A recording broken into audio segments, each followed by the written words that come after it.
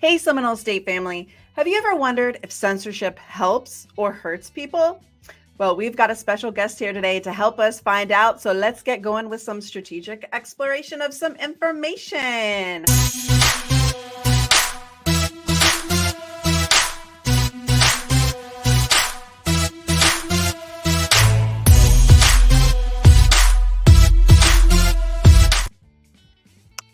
Wow! Hey, and we're back. Hey, Seminole State family. It's Nicole from the library. And of course, we have all the usual crew with us. We have Library Ross Martin. We have Information Jason. And we have a very special guest today, Professor Holly Larson. Thank you for joining us, Professor Larson. Holly, as you go by. Yes. All right. So I was trying not to be cheesy in that intro and just can't help it. It's my brand. I got to stay on brand. Sorry, everybody. All right. And so we are doing our series, continuing our series today with our researching live with librarians and now with faculty, adding that subject matter expertise to the conversation that is so helpful to students and librarians and other faculty. So once again, welcome, Holly. And our prompt today is, how does censorship help or hurt people? But in preparation for today's program, actually some interesting comments came up from Holly about why not to start with a thesis. Can we get into that a little bit? Yeah. Would you like me to speak, Nicole? Yeah. Yeah. Yeah. So I have my students think about, we read a little bit of Stuart Green, who emphasizes that writing research is really a conversation, that it's been going on, sort of the Burkean parlor. You're joining conversations that existed probably even before you were born. It's going to exist way after you do your research process. So we don't want to come in sort of solidified and hardened in our views. We want to come into the research, into the conversation, listening to what other people are saying, different perspectives. And as we do the research, we sort of, we shape our own views, and we may change it, we may not, but at least we're open and we allow it to organically, just take shape.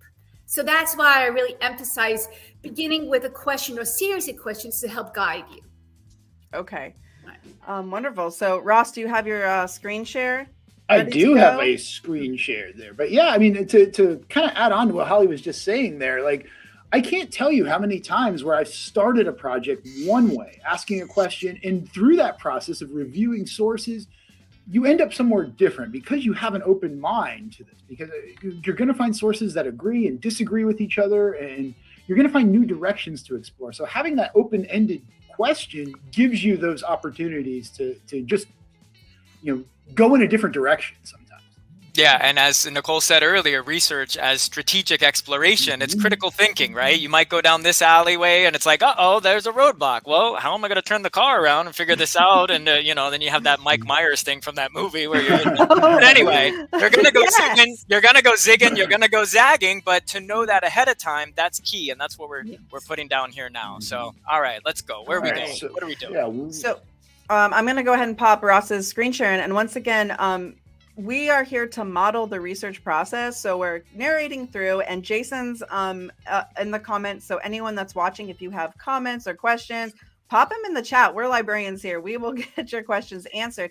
So a lot of times when we start the research process, we start in this place that Ross has up here. Mm-hmm.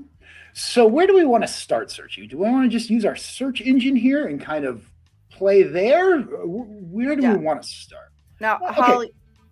Oh, sorry. And I just want to point out, Holly, we went back and forth about this. We tried to come up with a thesis today that would at least help us get into some of the topics that you wanted to, like, that you're working with your students.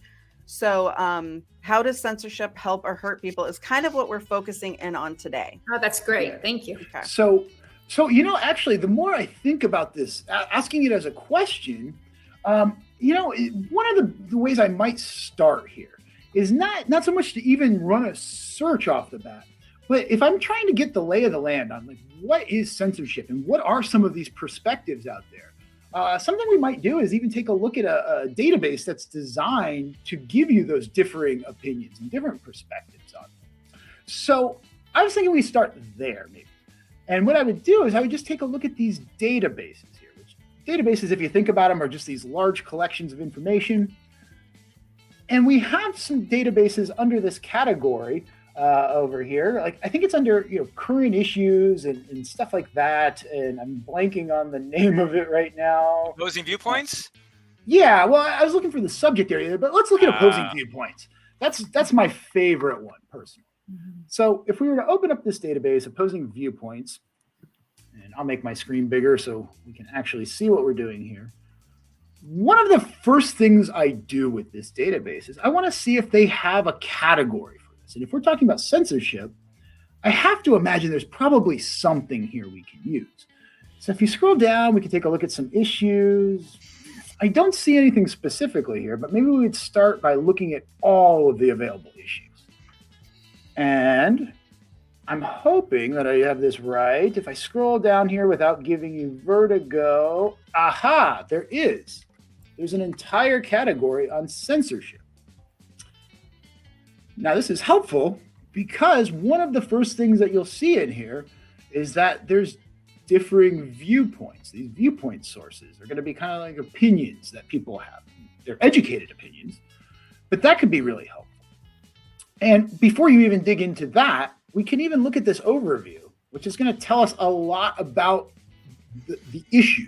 What is censorship? How has it been impactful in our society? All these kinds of things. There's main ideas, and so on. And we can keep going through here, but it even asks some questions here to help you get started.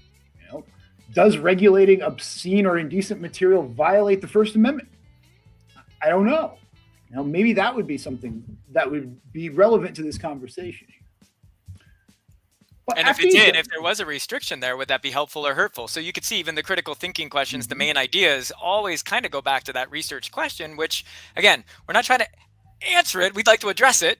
And let's see if we can come up with, a point of view or an argument based on the evidence that we find. So just keep that in mind as well, too. There's little breadcrumbs or little nuggets along the way that you collect. Yeah. And Holly, you pointed out, you don't want students to go in thinking they already know the answer, that you want them to be more open-minded and actually considering two sides of the issue. And this would be a hot button issue, for lack of a better phrase, but with opinions on both sides of the coin. So you want people to go in open to learn about being open to learn about both sides of the issue. Okay. So one of the things I like about this database is it gives you a really wide variety of sources. I mean, you have everything from books and magazines to journal articles, all sorts of stuff here. But when I'm starting out with my research, I often like to look at those viewpoint sources because they really are differing opinions on this. So if I'm trying to find the answer to my question, sometimes it's a good way to just get started with it. So I'm going to open up some of those so we can kind of look at what's available on this topic. And these are our viewpoint sources here. So as we're looking through here, it's going to be all over the place, right? But I see social media censorship and violating the First Amendment. We just saw that kind of in that research question that was posited over there. There's stuff about internet censorship and freedom of speech is more than so you can kind of see like people are approaching this topic looking at different things from different perspectives, from different angles. And as you're developing your ideas, this can be really helpful to see what are people thinking about in this field here. All right. So do we want to take a look at one of these? Or? Yeah, like maybe take a look at, I don't know, Holly, what do you think? We could look at one that we could pretty much say is against censorship, and another one that's for censorship, or arguing, arguing both sides of the coin. Okay. Sure. And I just want to mention too, Ross, and I appreciate you going to opposing viewpoints. I really like beginning with this database with my students, that not only am I, as you guys emphasize, the students entering the process, being open-minded, but it's such a huge topic. And I tell my students, you can keep your thesis open if you want to write 50 pages, but I don't think you want to write 50 pages. So, I try to, express that all the multiple perspectives, like it's like an umbrella, and there's multiple, little subtopics, and they have to just choose one. So part of this is not only being open to multiple perspectives, but then they have to take their slither, their argument, that slice of an argument. Yeah, that's perfect, because I mean, I like the way you said that too. If you want to write 50 pages, you can. But like, yeah, usually you don't have enough time to cover everything in a paper. So you have to pick and choose, right? So maybe I would want to focus on this idea of social media and censorship and the First Amendment, because we saw that already in that question. And it kind of speaks to this helping and hurting kind of thing. So let's see what this is. Now, some of the items in opposing viewpoints and some of the other databases are not, like, this is not a scholarly article per se. So if you're a student and your professor has asked you to get scholarly articles, this wouldn't technically qualify. So just be aware that there are those different formats, and to be very pay keen attention to what the professor has specified in the assignment or on the syllabus. Yeah, that's an excellent point too, because I mean, they're doing basically what we're doing when we write an essay. These are argumentative essays they've collected sources, they've argued their points responsibly. But yeah, they're probably not going to be scholarly articles. And it'll tell us where it came from. But I can see right here, this is written by a senator. So I don't know what qualifications they have on this topic, but they're probably going to be approaching this from that perspective, knowing where they're coming from there.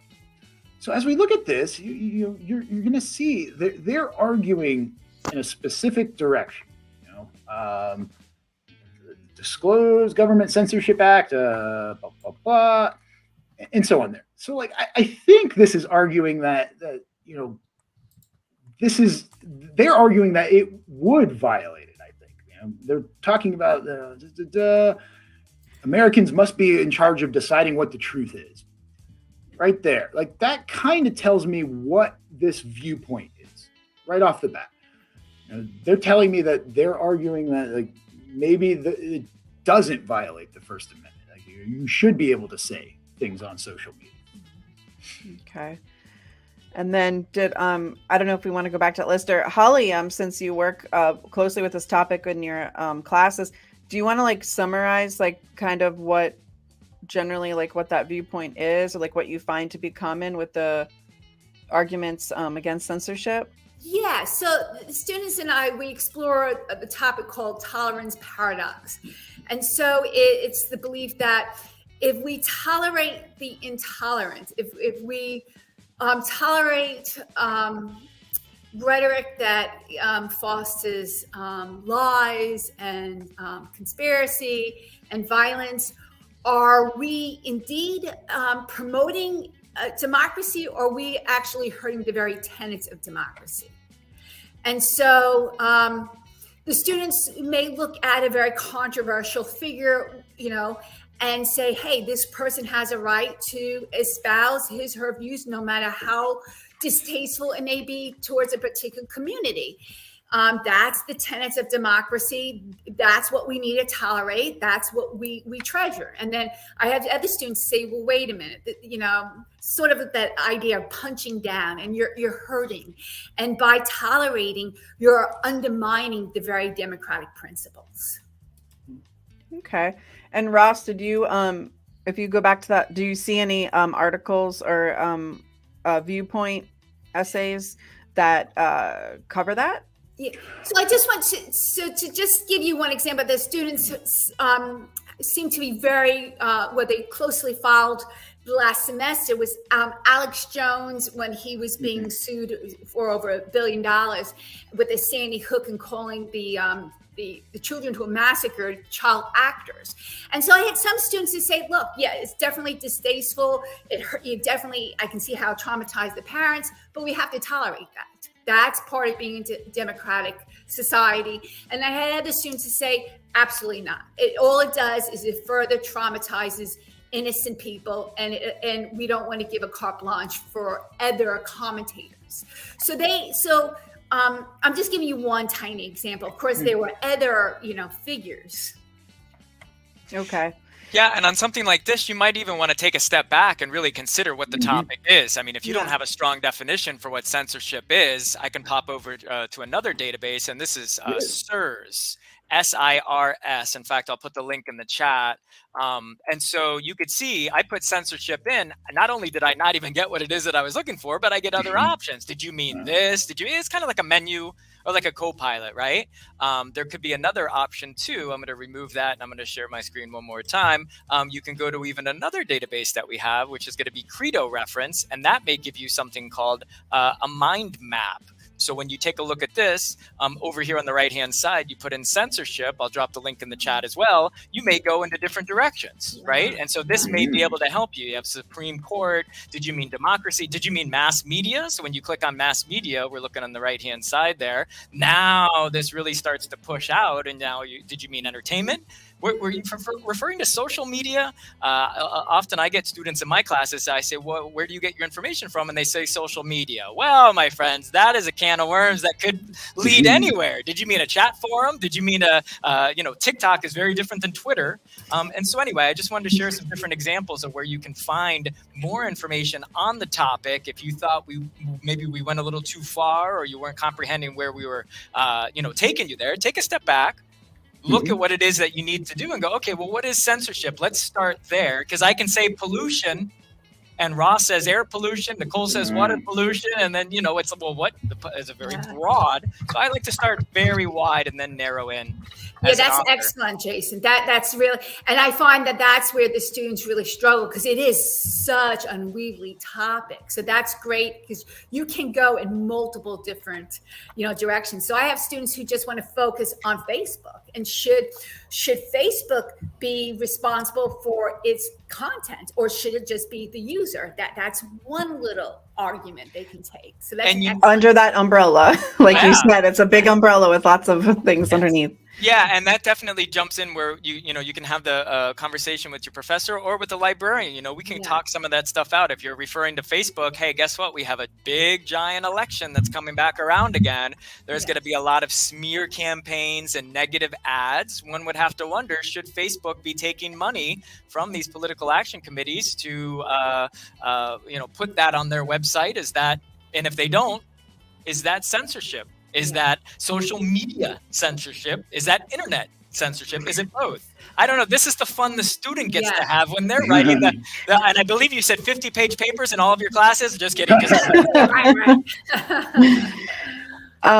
So Ross, did you, and actually a question for you, Holly, when you have your students do these assignments, do you generally ask them to have maybe some scholarly articles, but do you also accept like newspaper articles? Like, do you have them get a wide array, Google Scholar, even? Yeah, that's excellent. Yeah, thanks for the question. Excellent question. Yeah, they have a wide range. So I always refer to sort of highbrow and lowbrow. So they definitely have scholarly articles that we work with, that we collectively, go through. And then the students go to what I call the non-scholarly or lowbrow, because that's where they can find the actual, firsthand content to demonstrate why this is problematic or why this needs to be censored or not.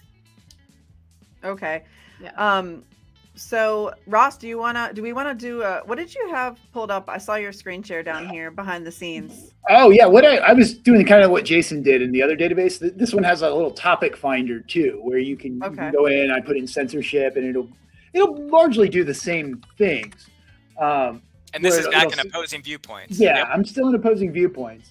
So you can kind of see it clustered around the same ideas, which tells you something, right? Like, if both of these tools are saying like, hey, maybe social media would be a good connection here. And then if you drill down deeper, like, well, maybe there's something about the free speech and political parties and such. You can kind of build your topic out of these variables sometimes. But it can be really useful to just drill down deeper into like, what is the thing that I'm talking about? Social media. Am I talking about news? Like, should news be part of the censorship thing, or is that different than censoring? I saw like COVID-19 information in there. Like, it spirals in all different directions there. And keep all this in mind, and then put that back up. Go back to the prompt. Right? Go back to the research question. This, once again, it's like you're making a cake or you're making a something, what are the ingredients? What's the recipe again? You're always kind of looking back at there to make sure, because that's your foundation. That's your focal point. That is the mission at hand there. And does it help or hurt? And we really haven't even really gotten into the last part. We've just gotten how to censorship, I believe, in my view, kind of a semi-stop. We haven't gotten to the help or hurt yet because, again, what censorship do you mean? And that's why I start very wide. And then if you want to get into that, maybe it is, something that'll help trigger into that next part to help you answer that research question. What if we do a search and literally search for the words? Or if Holly, if you have some suggestions of keywords, like should we search hurt or should we search emotional damage, or what are some different ideas? Once again, research is strategic exploration, so we're always trying different things, trial and error. Right. Yeah. And this is where I tell my students, this is messy. And I demonstrate to them because sometimes, it's like you're throwing mud at the wall and you're just seeing what sticks. Right. And it's just part of that process. To get the students going, and I don't know, as librarians, you may feel this is not the best. I say, okay, is there a figure, a social influencer, an entertainer, a show that you felt was a little bit over the top, or you felt was disturbing or problematic? And let what was the controversy around that? So, students will bring up Andrew Tate, they'll bring up HBO Euphoria. Okay. And then you have them parse out what the issue is in there, or do you have them search those topics in the database? Because sometimes they probably would come up. Yes. Okay. And I'm just thinking of the comedian, now I forgot his name. What was he talking? Who was banned on Netflix, but ended up having a show on Netflix. Dave Chappelle. A lot of my students choose that. They were following that conversation. So the one thing I emphasize is that the students are not coming into this topic without any knowledge. I mean, they have their own knowledge base and they need to respect that and honor that. So start with their knowledge base as a step into the conversation and then build out of that. Nice. Right, because remember, you still want to address the last part. How is it, okay, so say you found, there's Nicole peeking around. Hey, Nicole. So you found Alex Jones, you found Dave Chappelle, two vastly different, characters here. But if you were going to say, okay, they were censored because of XYZ, well, then you reinforce your argument of how that helped or hurt people, because we're talking about censorship in this scenario. We're not talking about the players, but we're talking about the act. Does the censorship, should they be allowed to say it? Should a company be allowed to print it? Should we pay to watch it? These are the questions. But again, this is a strategic exploration. We're pinballing all around here, which you should be doing. Hey, Ross, I see you opened up an article about why Alex Jones affects us all. That was the kind of... that was one that I tried Holly's suggestion of putting a name in there with censorship. And this one came up and it kind of spoke to that. Does it help or hurt? Because it's saying it affects us all. I don't know how, though. I mean, so as I was digging through here, again, I like the way this database poses this stuff. They give you some does the author, do they have claim to this that's a threat? So as we're looking through here. Yeah, and then towards the bottom, probably this is a short article or viewpoint or essay or whatever it is. So it doesn't have a really a beefy tofu-y conclusion, but probably at the end we can kind of get a snapshot of what the whole article is about. Usually if you read the intro and the conclusion, just to kind of get your bearings if it's something you can use. So globalists and denizens state the First Amendment to the Constitution is a problem. How can they impose a one-world system in socialist utopia with all these conservative activists if we don't? And we've been on the call here for 24 minutes, and we haven't written anything down. We haven't even started our paper yet. I don't even know if there's four of us on the call. There's four different brains here. I don't know if any of us even think this is relevant. It could be. It might not be. Perhaps. That's part of the process. So the statement here is it's their attempt to slowly erode our freedoms without us noticing. So I guess this is one of the arguments for censorship is that with going back to the tolerance paradox, but allowing people to speak these things that are damaging or it's almost like they're saying it's a way to without obviously can you go back to the statement at the bottom? I forget. Yeah. Well, like It's like, this is where he talks about slowly like, erode our freedoms. It Yeah. impacts so us that's all. one of the arguments on that side. Okay. So yeah. So to Nicole's point, you may take that as another key word, and you may have censorship and freedom, or you may play around with that. Is censorship free? Is free speech censorship? Now we're in a whole new search, right? It's still the same prompt. It's still the same thesis statement or thesis question that we're trying to tackle here. But you can see for everyone in either you're taking ENC 1101 or 1102, or you plan on transferring to four-year university, this will never change. It's the same thing. It's like you can't just say I want pizza and you get a cheese. You go, where's all the toppings? Well, you didn't make the selectors on the order form, right? How did you think you were going to get it unless you individually made those selections? And that's kind of what we're doing here. So, Nicole, I would add maybe freedom or censorship, and maybe take a look here and see who erode democracy. So, like erode, or maybe some of the phraseology that's that would help us get some different sources. And if it erodes democracy for this case, I would argue for this paper and this student hypothetical scenario that would be hurting people. But does that hurt people in a country outside of the United States of America where we have free speech? And what if it's in another country? So now you got to be even more specific. It hurts people here in this country by these set of laws. And we haven't really talked about any laws yet other than the lawsuit for this Alex Jones. But yeah, this is strategic exploration here. Yeah, and I just want to just mention, and I love how you three are demonstrating that you're beginning with an article and you're reading through it to find strategic words. And I tell my students it's hard to just have a cold search, that sometimes you have to just come across articles that are not a good fit because you need to know what language they're using. And I think that's really wonderful how you three are demonstrating. Yeah, and so Oh, go ahead, Jason. Thanks, Nicole. I was just going to say on that point, you almost never really want to read the full article first, from my view. You want to read it a second or third time as the student taking the exam or taking the class. But the first one, I'm going through it. I'm looking around like this. I use food. I just use pizza. When you go to a restaurant, you mean you're looking at every single thing on the menu? You say you go to Cheesecake Factory. I was just going to say the Cheesecake Factory, and they give you a giant book. You mean you're up page 47? I memorized that. No, you're going, right? And then you're narrowing it down. This isn't that much different, especially when we have 150 something databases and so on and so on. And the clock is ticking. You probably have multiple classes, and you got to keep an eye on your time management. And we got to get this assignment done. So I was wondering, Holly, for when students are doing this type of assignment, what do you see as like a success, like a win, like when you're reading the papers or talking with the students in class? Can you kind of describe what the things that students might do that make you like go woohoo as a teacher? Like thanks for the question.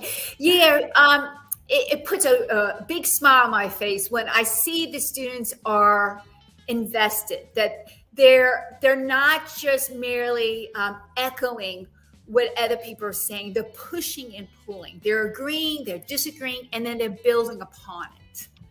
And then what especially warms my heart is they use their own examples, something they saw on Facebook or a conversation they had with a friend that's pertinent to the topic, to demonstrate, not just tell, but to show how they're either agreeing or disagreeing with their sources. So it is that, again, that ongoing conversation, and again, that push and pull. I love it. And Holly, one thing that we haven't done much today, I've been waiting for the opportunity, but it hasn't come across, is we have cringy little silly videos that we play at different moments. I was like about to do Jason energy, but then the moment passed, and I'm just letting you know the process here. But I prepared a special video. Now that we know what makes your teacher heart dance, we can...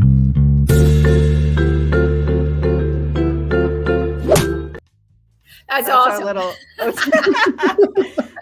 So that pushing and pulling on the topic, right? Being open to the viewpoints, really interacting with the information, this is excellent. This is awesome to for us to incorporate in this program. Like, thank you so much for being here today. This Yeah, is it's awesome. And what courses do you teach again? You're an English professor. So yeah, I teach ENC 1101 and 1102 on the Altamont campus. Okay. Yes. Okay. And are Sometimes online. sometimes online. So okay. Yeah, half my courses are online. Yes. Mhm. Okay, awesome. So students could, if they need to take those courses and they want to take them online, they could look for your name, Holly Yes. Larson. Yes. Okay, so we'll go ahead and pop up our little thank you, Holly. Okay, All right, thank you. fellas, did we forget anything? Did we forget to add anything today? Do we have anybody anybody needs attendance? We've got some viewers. I don't know if they're in IDS. So if you are in IDS, the first year flight path course, and you need credit, definitely go ahead and comment right now, or you can email us or even text later. We got the little, where's the thing? Yes, if you want to text us, we can make sure you get the credit. If you're not already subscribed and you like what we do here, we are librarians and faculty, and we interact with the research process and the academic journey of our students and in the Seminole State family. And we also have lots of watchers that are not enrolled at Seminole State, but they're still in our Seminole State family because, hey, we do accept international students. If you're across the world, travel to Florida or even stay where you are. We have online classes, so we'd love to have you. Thanks again for joining us today for another Research Live. And I'm a little bit out of practice. Outro video. I need one of those. I know. I need one of those boards where I can Goodbye. push the button. Goodbye.